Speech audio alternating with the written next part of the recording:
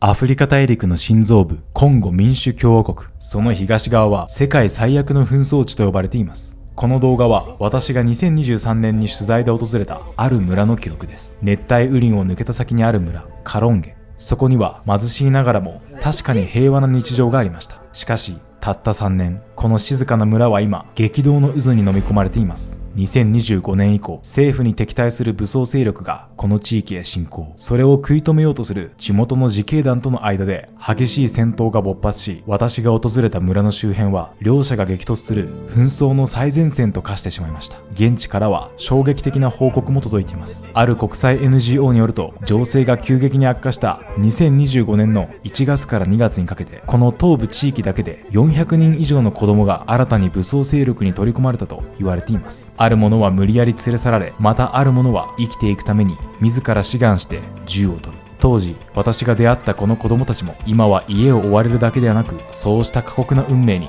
直面しているかもしれません。今回の動画は今では失われてしまった紛争が激化する前の日常を映したドキュメンタリーです。武装勢力の戦闘が激しくなる前、人々はどんな表情で生きていたのか、その記録をご覧ください。どうも皆さんこんにちは、原寛太です。私は現在コンゴ民主共和国東部のカロンゲという場所に来ています。このカロンゲ地域一帯も紛争の影響をずっと受けてきた地域で、貧困や紛争の影響によって多くの人々が大変な生活を強いられています。今日はですね、このカロンゲ地域のフィールドに行って現地の人たちの生活や、今私が同行している日本の国際協力団体テラルネッサンスの支援活動について取材をしていきたいと思います。だいぶ疲れが溜まってきましたが、今日も元気にやっていきたいと思います。行きましょう。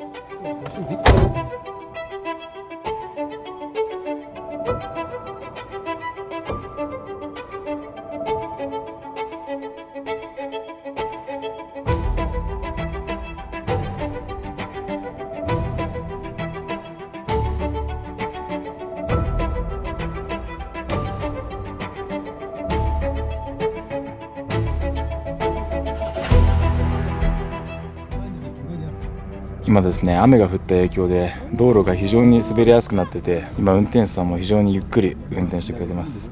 というのも道路の下がちょっと崖っぽくなっているので、タイヤが滑ってコントロールができなくなっちゃうと車が落ちちゃう可能性があるので、今運転手さんも非常に慎重になって運転してくれています。トラックがぬかるみにはまっちゃってスタックしちゃってますね。いやー、これは人の手でも動かないぐらい重たいトラックだと思うんで、どうやってここから次に抜けてるんですかね。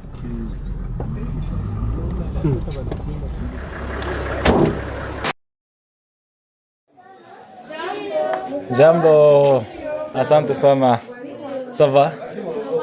ここにいる女性たちはテラルネッサンスの支援を受けて自立した女性たちの生徒さんたちそうです。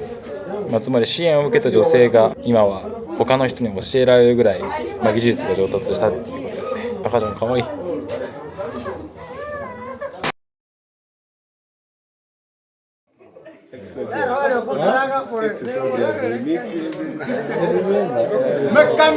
彼は今酔っ払ってるのを酔っ払ってるんですね。でも小川さんの名前知ってますね。彼はもともと前々の元兵士、元兵士の方なんですね。子供兵士だ。元子供兵士。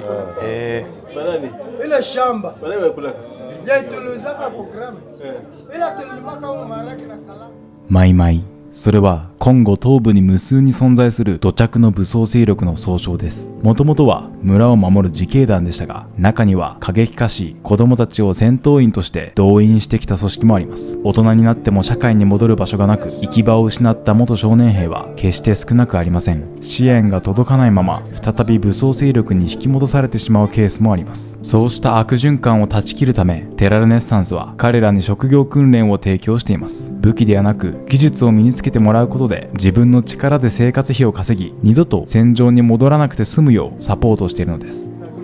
テラルネッサンスの支援を受けた女性の方が今日はいなかったので、ここはまた明日戻ってくるそうです。またですね、別の場所に移動しようと思います。オルボア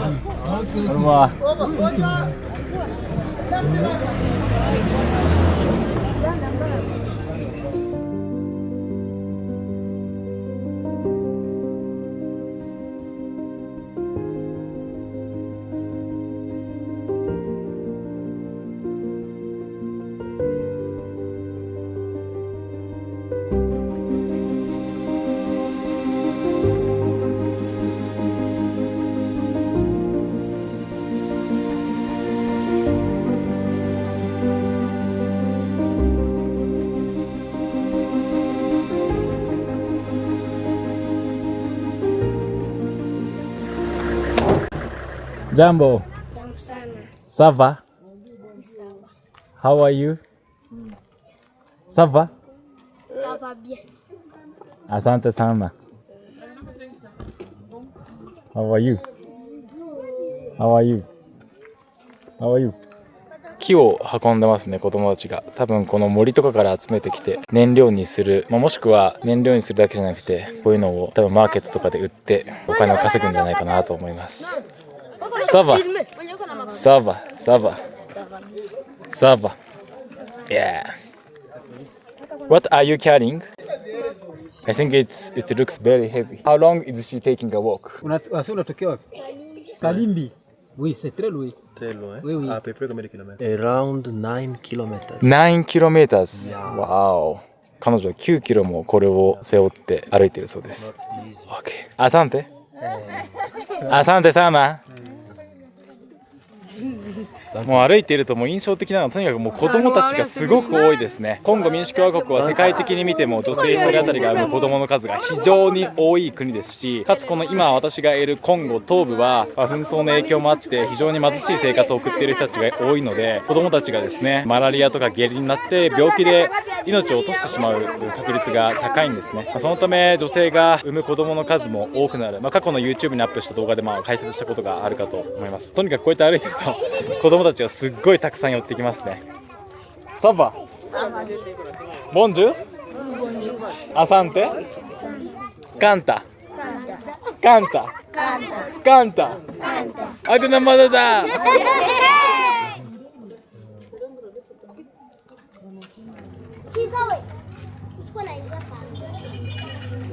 アサンテサバSomewhat maybe it's difficult for them to wait.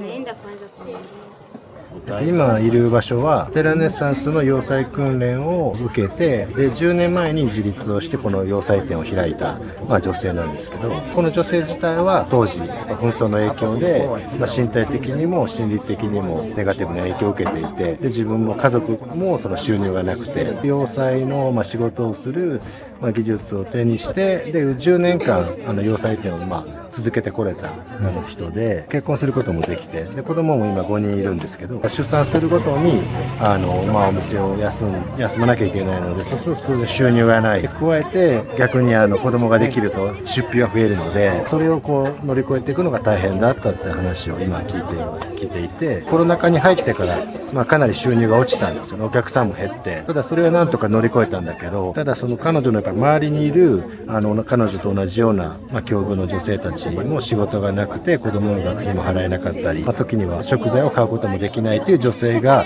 周りにたくさんいたので、今は彼女自身もまだ生活は裕福ってわけではないんだけれども、周りの女性たち、そういう女性たちに10ヶ月間の要塞の技術訓練をこのお店の中で実地でお店もやりながら商品も作りながら教えてるっていう状況で、今テラネサンスとしては元受益者もかつて私たちの支援を受けて自立した要塞をしている女性が、さらにその技術をその近隣の貧困層の女性たちにも支援したいっていう、そういう申し出本人たちからも聞いて、できるだけ私たちもそれをプッシュアップできるようにということで、彼女がこの近隣の女性たちに要塞を教える時のマテリアル、布であるとかそういった材料を提供して、できるだけ彼女たち自身の収入も確保しながらやっていくっていう取り組みを私たちも後押ししているっていう状況です。テラルネッサンスが女性たちの自立を支援する背景には、この地域の紛争が抱えるある残酷な特徴が関係しています。コンゴ東部は女性にとって世界最悪の場所と呼ばれることがあります。その理由は、女性や少女に対する性暴力が地域社会を破壊し、住民を支配するための戦争の武器として使われてきたからです。これまでに推定40万人以上が被害に遭ってきたと言われています。先ほど少女が重い薪を運んでいる様子をお伝えしましたが、実はそうやって森で女性が単独で行動している時にこそ武装勢力に襲われるリスクが最も高まるのです。だからこそミシンの技術を身につけることには大きな意味があります。自分のお店を持ち、安全な場所で現金収入を得られるようになれば、危険を冒して森に入る必要はなくなるからです。テラルネッサンスの職業訓練は単なる経済支援にとどまらず、女性たちを暴力から守り、彼女たちの尊厳を守ることにも直結しているのです。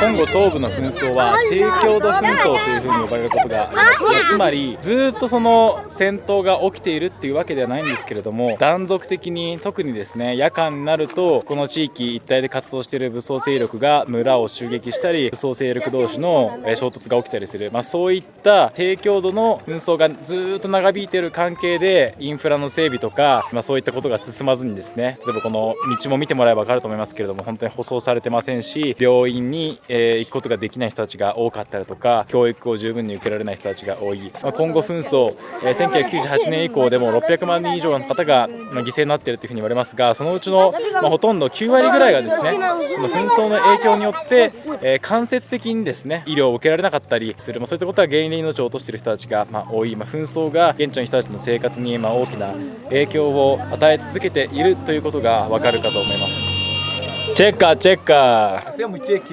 チェッカーチェッカーチェッカーチェッカーチェッカーチェッカーチェッカーチェッカーチェッカーチェッカーチェッカーチェッカー。じゃあみんなバイバイバイバイバイバイ。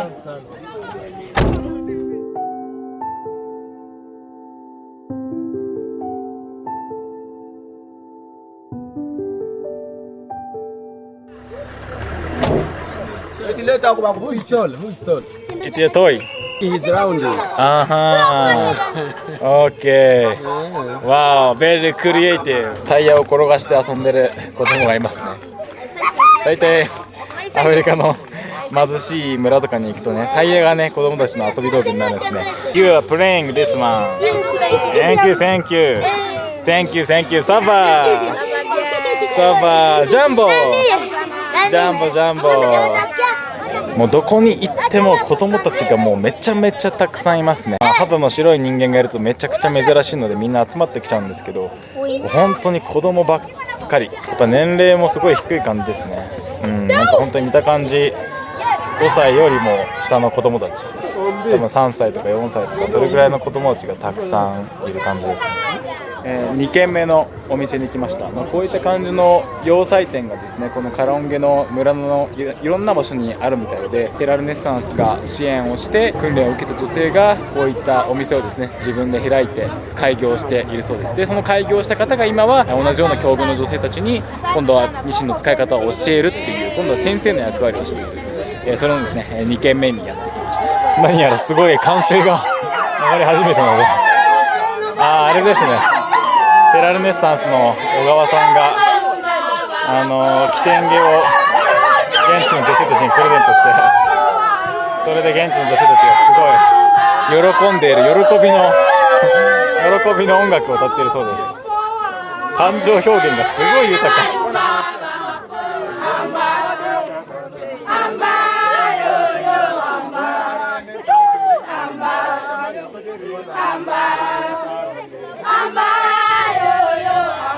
女性たちが喜んでるのは起点毛をもらって嬉しいからですかね。そうすごいなんか感情表現がストレートというか。でも一応ここの子たちは本当頑張ってて、4人うちの職業訓練卒業してお店開いたんだけど、ここももう10年ぐらい、10年近くかな、彼女たちだけでビジネスやってて、すごいですね。コロナ禍でやっぱりもう周りの人もすごい大変になって、で彼女たちも前回来た時は生徒が7人ぐらいだったんだけど、今11人生徒がいて、その子たちに洋裁の技術を教えながら自分たちも仕事してて、でミシンも今2台しかないんだけど、こう使い回しながら生徒たちに自分たちの使うミシンも足りないんだけど、もうそれでも生徒たちに、技術を教えようっていうので、今回、手渡したマテリアル材料も、彼女たちがその生徒たちに教える時に使う用の布だ。なるほど。実地なので練習の中で作ったものもお店で販売するようにしているので、それで少しでも収入になるということで、ここの子たちの今の収入っていうのはやっぱり低い時と高い時があるんですけど、クリスマス前とかその需要が高い時は100ドルとか100ドル以上月に儲けてたりとか、月20ドルとか30ドルの時もあるんだけど、かなり、ね、生活も安定してるグループ、あとはその彼女たちの技術を学んだその他の、女性たち、若い子も10代の、女の子もいるんだけれども、その子たちの中にはもう親もいなくて、でも仕事も、ね、自分の仕事もなくて、学校にも行けなくてっていう子たちが今ここでなんとか手に職つけて生活できるようにってことで、頑張ってるので、テレネサンスの施設を卒業した子たちが次の、誰かに技術を伝えて、彼女たちが支えられるサポートを受ける側から支援を、する側に、なってほしいなっていう思いもあって。なるほど。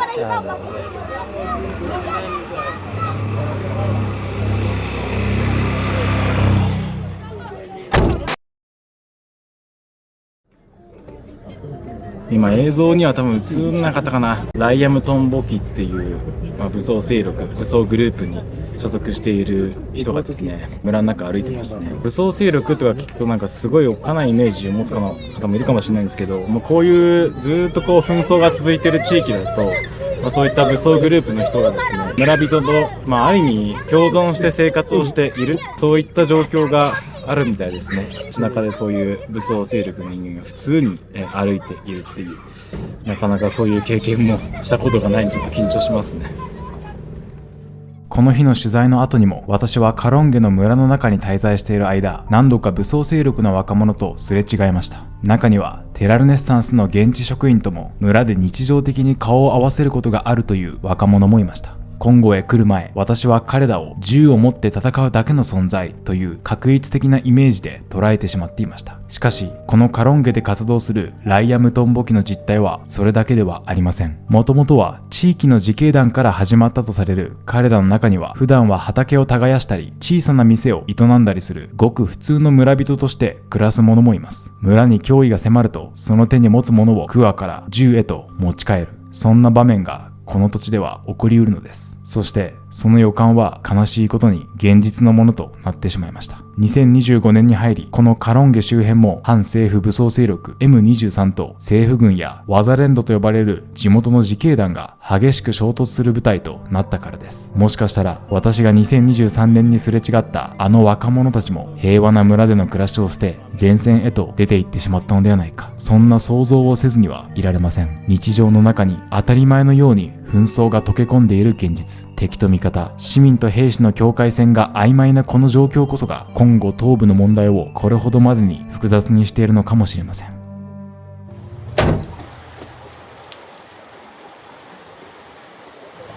今はですね、テラルネッサンスさんの事務所兼住居に宿泊をさせてもらっています。こんな感じで一応電気はあって、これは日中太陽が出てる時にソーラーパネルを使って発電した電気を夜間に使っているということです。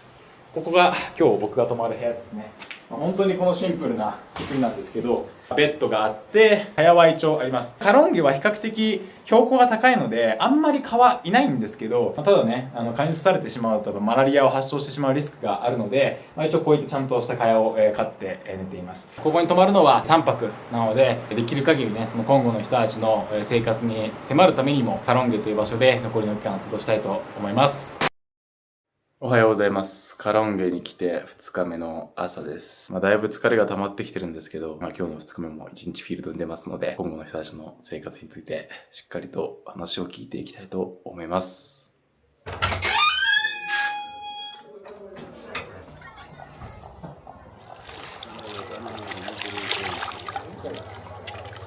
おはようございます。おはようございます。今日もよろしくお願いします。昨日はよく寝れましたか？はい。比較的というかもう疲れてましたね。すぐに気絶するように寝ましたね。どうですか、朝の風景見て、カロンゲの朝は。なんか思っていたよりはのどかな感じで、もっとハードで野外生活みたいな感じでイメージなんですけど疲れ溜まってきてるので体調壊さないように頑張ります。じゃあ今日も元気にいってみましょう。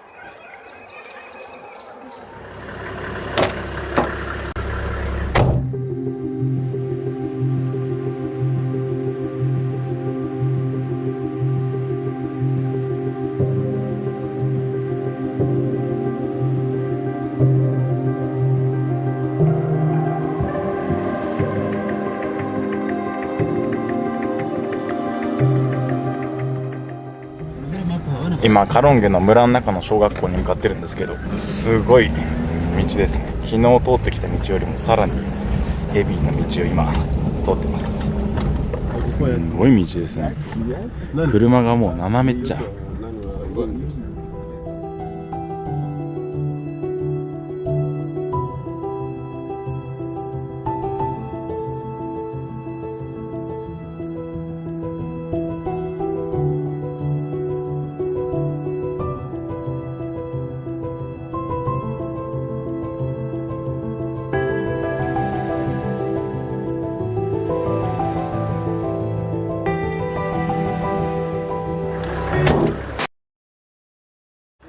ここはテラルネッサンスが支援している小学校ですか？そうですね、ここがチャミヌの小学校って言って、はい。学校のその校舎がボロボロで修復する支援をした学校です。577人子どもたちがいて、けどもうボロボロの校舎しかなくて、でこの校舎を全部修繕してなんとか勉強できるようになったなるほど。場所で、今日はその状況様子を見に、校舎もボロボロだし、机とか椅子なんかも本当にボロボロで、政府からお金がほとんど出てないんですよね、教育支援っていうのが。なので地元の教会の人とかちょっとお金のある人とかがやっぱ少しずつお金を工面して、で学校を修繕したりメンテナンスをしたり、勉強を教える先生も給料が出てなかったりするので、ちょっとずつその生徒の保護者がお金を一応学費というふうに称してお金を徴収して学校を運営してるっていうのが今の現状なんですけど、なかなかでも地元の人も今紛争の影響もあるし、お金がやっぱりないので、そもそも学校に行けない、学校に子供を送れない人たちもまだまだかなりいる状況ですね。もうここの校舎はかなりボロボロですね。この壁のレンガも相当崩れてきちゃってますし、中のこの木とかもかなり腐食が進んできているように思います。黒板が前にあって何か書いてあるんで、授業が行われていた形跡はあるんですけど、今はこの校舎の中では授業が行われていないですね。紛争の影響で学校の修繕とかそういったものが全然追いついていなくて、他の校舎に関してはテラルネッサンスが支援をしたことでなんとかね授業ができるくらいにはなっていますけど、こういった教育予算に政府があまりお金を使っていないみたいで、学校の修繕が全然追いついていないようです。この校舎は屋根だけテラルネッサンスが支援をしたそうですが、まだ横の周りの壁とかその辺りは元々の学校の校舎を使っているそうです。もうほとんどこの青空教室的な感じにも近いですね。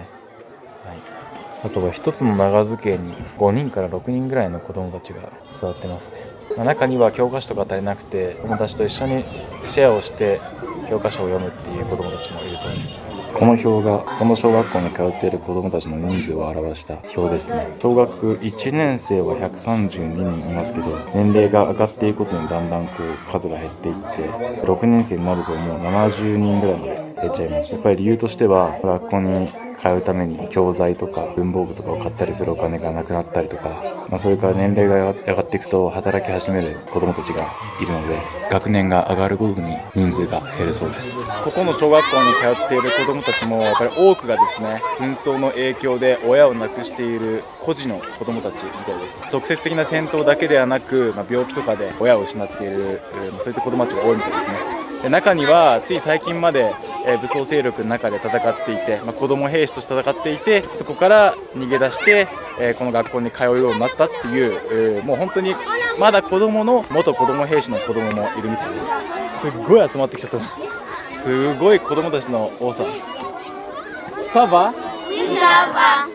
ジャンボ？ジャンボsana。メクシボク。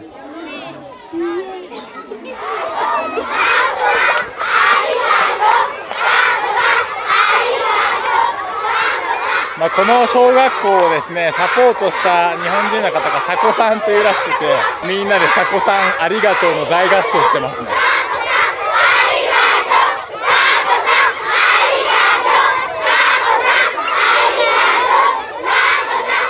カンタカンタカンタカンタカンタカンタカンタカンタカンタカンタ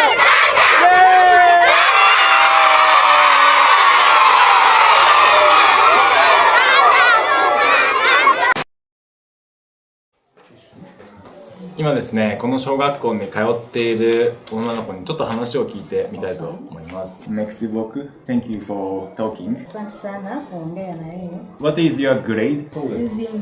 Six. Grade 6. Sixth grade. What is your biggest challenge of your life here?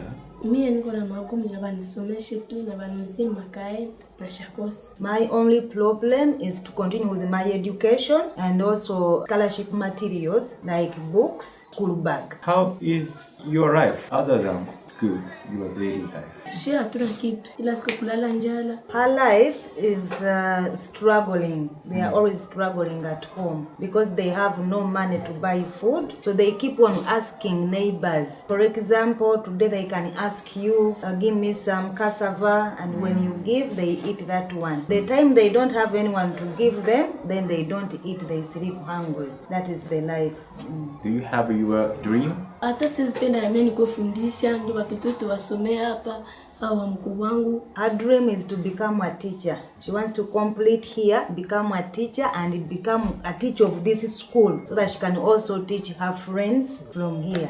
Uko na message unataka kutuma kwa Wajapani? Kwa tumia message. Kaniteko sa ndio nitewa tumia message. She's asking for help if they can educate her more and then find something they can do so that they can be able to get something to eat. Want to thank them as well, but please continue educating us. That is the message. Okay. Asante sana. How old are you? 11 years old. 11 years old. How is your life? Her life is 50-50. Sometimes she goes back home and she finds food. That is a good day. Sometimes she goes back home and she finds no food. That is a bad day. So some days are good, some days are bad. What about your parents? Are they fine? She lives with her mother. Her father left them, went somewhere else, and he doesn't stay with them. Her mother has some sickness. Her mother suffers from stomach pain. She escaped from somewhere, but what made her escape from her village? She left her village because of the conflict. She left her native place when she was 5 years. Do you have your dream?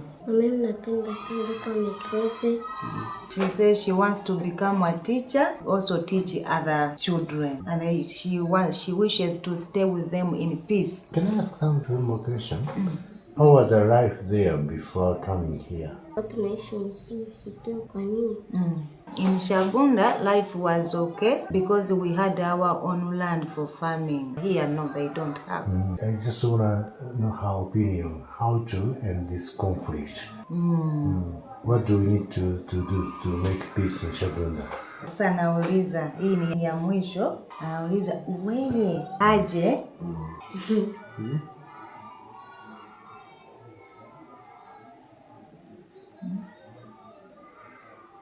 wewe sema ni mtoto Shabunda, mawazo yako.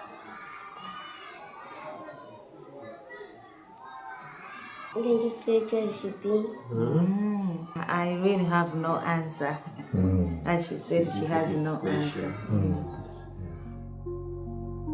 外国人の私を温かく歓迎し、インタビューにも協力してくれた子供たち。今でもカロンゲでの小学校訪問の記憶は私の中に焼き付いています。しかし2025年、この地域の情勢は急激に悪化しました。カロンゲ周辺が侵攻してくる反政府武装勢力 M23 と自警団グループワザレンドがぶつかる前線となり、多くの子供たちが家を追われたのです。生きる術を失った子供たち、特に紛争で親を亡くした孤児たちは武装勢力の格好の標的となります。無理やり連れ去られるだけではなく、生きていくために自ら志願せざるを得ない、そんなケースさえあります。こうして子供兵士が増え続けてしまうのです。そんな中、テラルネッサンスはここカロンゲで2025年の情勢悪化以降も子供たちへの支援を続けています。制服や文房具を渡し、学校に通える環境を作る。学校に通うことそのものが子供たちを徴兵のリスクから守る最後の防波堤になるからです。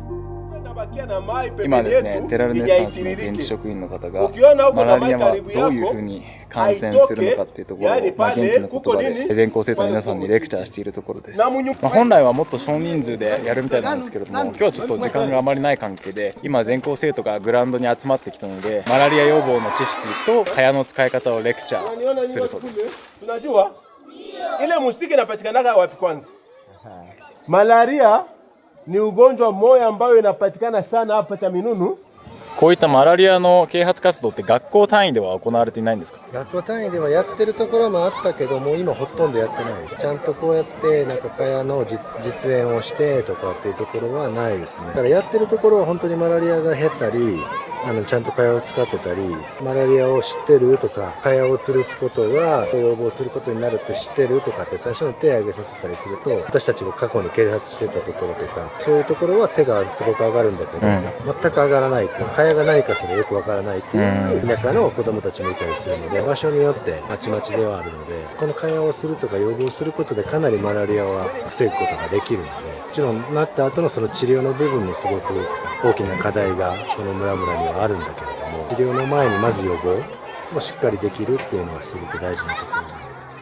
コンゴ東部での紛争による死者数は推定600万人以上。これは第二次世界大戦後の紛争において世界最多と言われています。しかし、その死因の9割以上は戦闘によるものではありません。紛争でインフラが破壊され、病院に行けなくなることで、マラリアや下痢といった本来なら治る病気で命を落としているのです。特に脅威になるのが夜行性の蚊が媒介するマラリアです。小川さんが強調していた通り、薬が手に入りづらいこの地域では、治療よりも予防こそが命を守る最大の武器になります。情勢が悪化した今、子供たちは当時以上に高いリスクにさらされています。あの日、学校で学んだ知識が今この過酷な状況を生き抜く彼らの命を少しでも守ってくれていることを願ってやみません。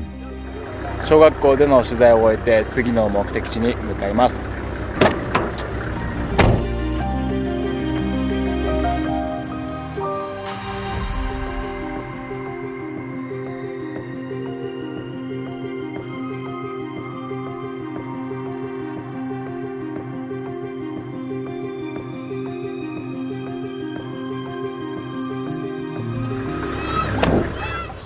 今はですね、小学校から5分ぐらい移動してきた場所にある洋裁店に来たんですけど、この辺りにも子供たちがたくさんいるので、彼らが学校に通っているのかどうかをちょっと話聞いてみようかなと思います。Do you go to school? So unaenda kwa masomo? Neo.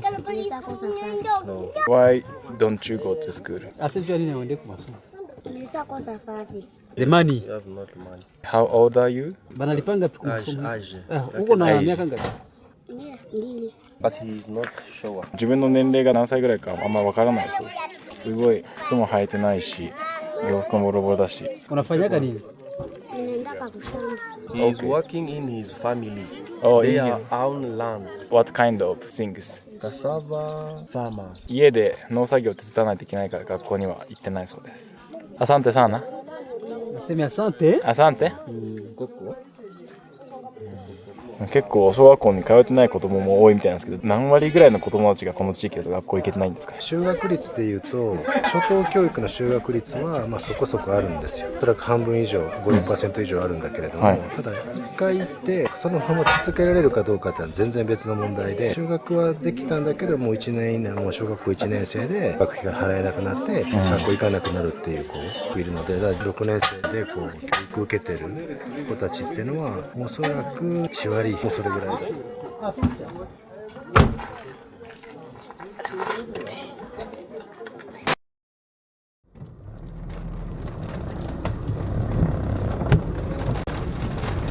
今雨が降ってきて、ただでさえ悪い道が雨のせいでぬかるんでさらに悪くなってますね。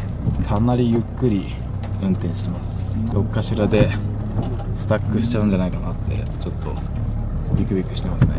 車がずっと斜めになってる。斜めのまんまずっと移動し続けてます。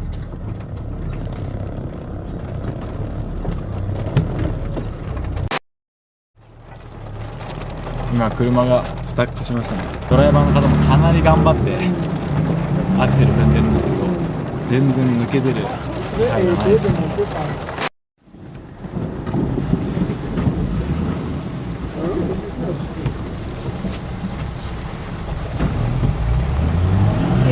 ん、抜けるか。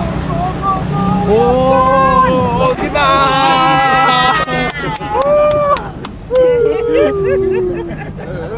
ーなんとかスタックを抜けました。めっちゃ盛り上がった。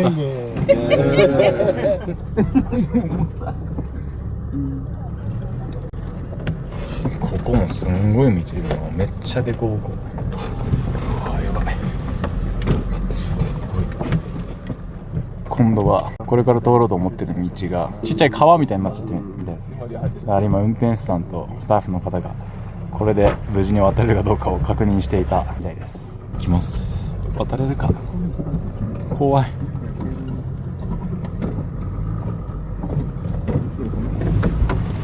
うわすごい。うわおお、なんとか渡りました。すごい揺れた。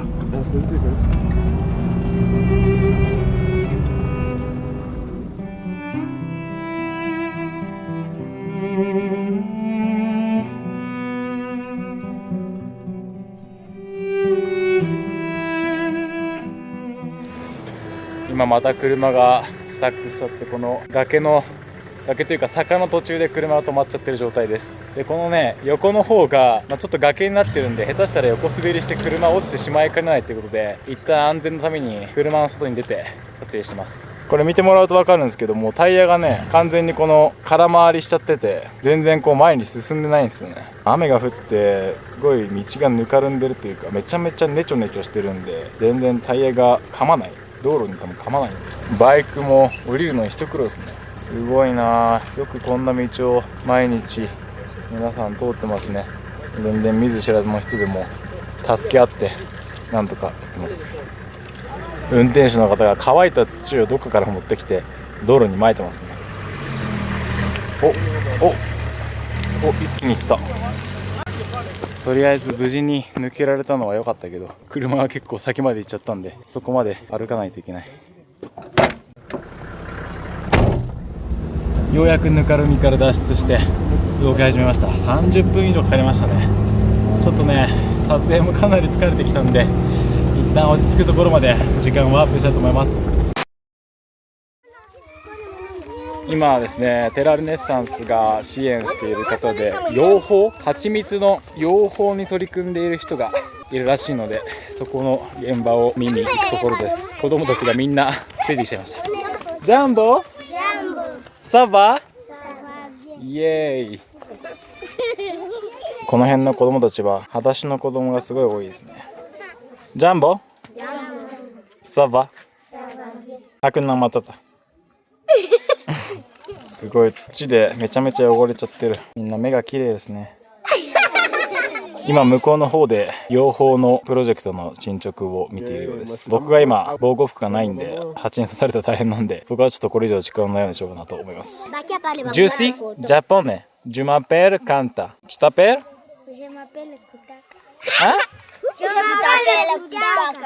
タカクタカ。現地の方のお家を少し見せてもらおうかなと思います。What are they burning inside? なんか中で燃やしてます。豚肉を焼いてるそうです。This is a kitchen? Yes. Kitchen. ちょっとじゃあ中僕撮りますね。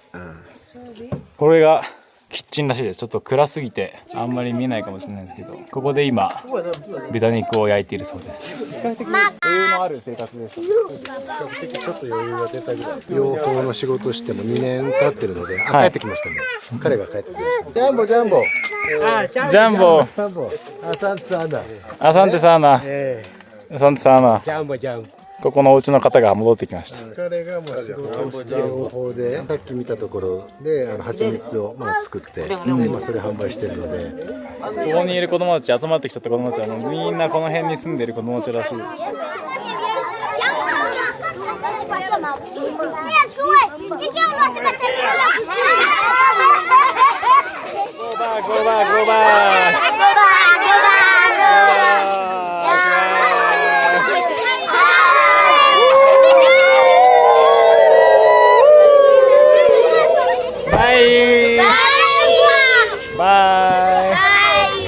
Orboa!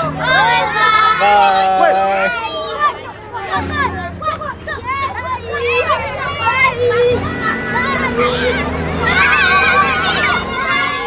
熱帯雨林を抜けた先にある村カロンゲ。繰り返しお伝えした通り、2025年の情勢悪化以降、この地域は戦闘の最前線となりました。笑顔で手を振ってくれたあの子たちが武器を取ることなく子供らしい生活を送り続けられること、今はただそう願わずにはいられません。そんな過酷な状況の中でも現地に残り支援を続けているのがテラルネッサンスです。彼らの覚悟ある活動をぜひ皆さんにも応援してほしい。概要欄にリンクを貼っておきますので、寄付という形でのサポートをぜひ検討してみてください。今回お伝えしたコンゴ東部の現実は氷山の一角に過ぎません。動画では伝えきれなかった背景やもっと深い話もたくさんあります。コンゴやアフリカについてもっと学びたい、自分に何ができるか考えたいと思ってくださった方、私が運営するオンラインサロンシナジーではテラルネッサンスの小川さんを招いた勉強会なども行っています。最も大切なのは関心を持ち続けること。そのきっかけとしてシナジーという場所で皆さんと一緒に考え続けられたら嬉しいです。少しでも興味があればぜひ概要欄のリンクからホームページをご覧になってみてください。これからも大手メディアが報じない紛争地の現実を現場から伝えていきます。見逃さないようにチャンネル登録がまだお済みでない方、ぜひこれを機会にチャンネル登録をよろしくお願いいたします。ということで今回も最後までご視聴くださりありがとうございました。また次回の動画でお会いしましょう。